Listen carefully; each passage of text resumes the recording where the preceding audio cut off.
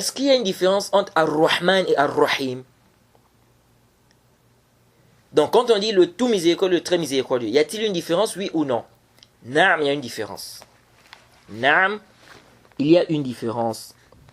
Alors, certains savants ont dit la différence, c'est quoi? C'est que Ar-Rahman, donc le tout miséricordieux, ici, là-dedans, nous avons la miséricorde d'Allah qui englobe toutes les créatures. Les animaux, les mécréants, les musulmans.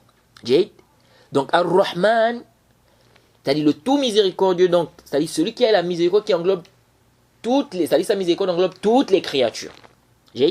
Même le mécréant, parce que le fait qu'un mécréant trouve de l'eau à boire, ça fait partie de la miséricorde d'Allah subhanahu wa ta'ala.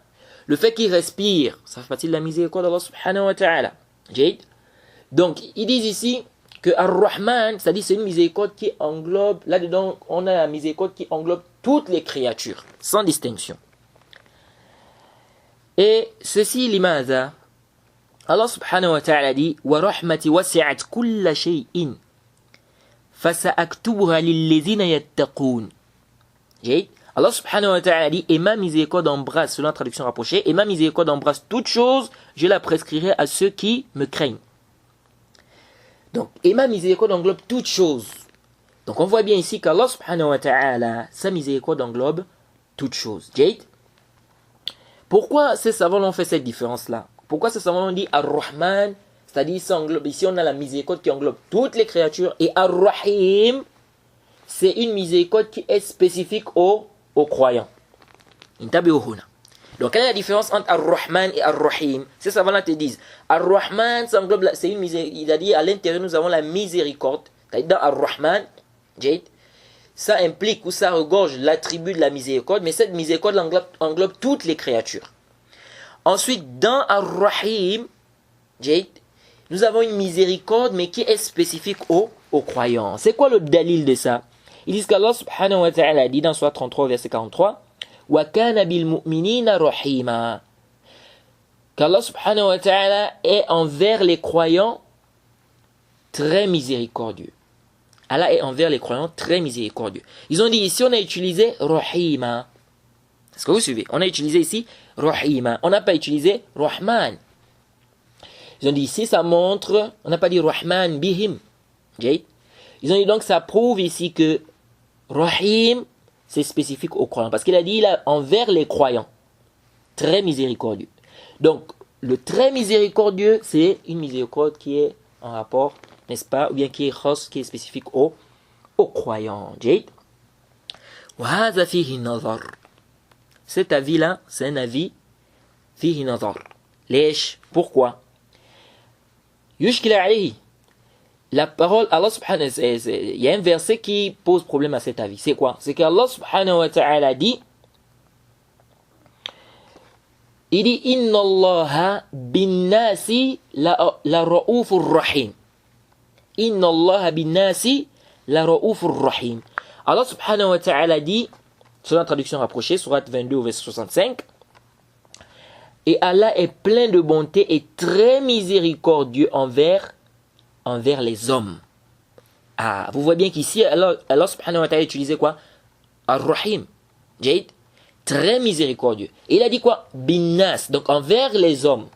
Et les hommes ici, c'est quelque chose de général. C'est général. Quand on dit les hommes, c'est général, c'est pas seulement les croyants. Donc on voit qu'Allah subhanahu wa ta'ala a utilisé Rahim pour parler, n'est-ce pas, des hommes en général. Donc on ne peut pas dire ici que Ar-Rahim, ça renferme la miséricorde qui est spécifique aux croyants.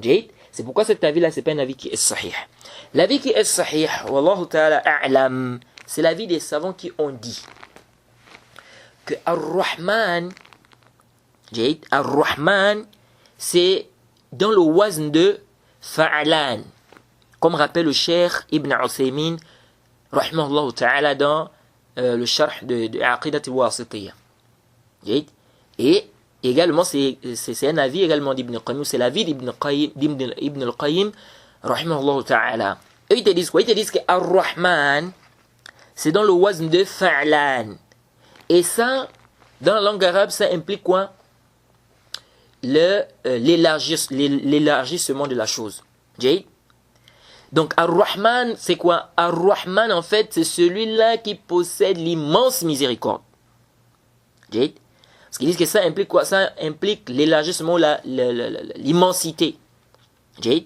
Donc ici, quand on dit Ar-Rahman, Ar-Rahman, c'est-à-dire celui-là qui possède l'immense miséricorde. Jade? Maintenant, Ar-Rahim.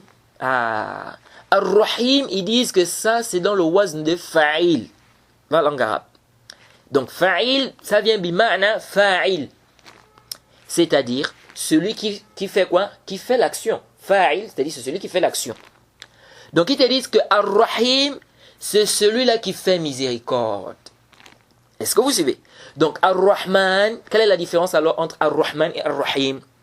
Le Cheikh Ibn al-Uthaymin te fait comprendre que la différence qu'il y a entre Ar-Rahman et Ar-Rahim, c'est quoi? C'est que Ar-Rahman, c'est celui-là qui a l'immense miséricorde. Ar-Rahim, c'est celui-là qui fait miséricorde. Donc Ar-Rahim, c'est en rapport avec quoi? Avec l'action de faire miséricorde. Donc Ar-Rahman, c'est celui-là qui a l'immense miséricorde. Ar-Rahim, c'est celui-là qui fait miséricorde. C'est ça la différence qu'il y a entre Ar-Rahman et Ar-Rahim. Jade, ala sahih, wallahu ta'ala a'lam.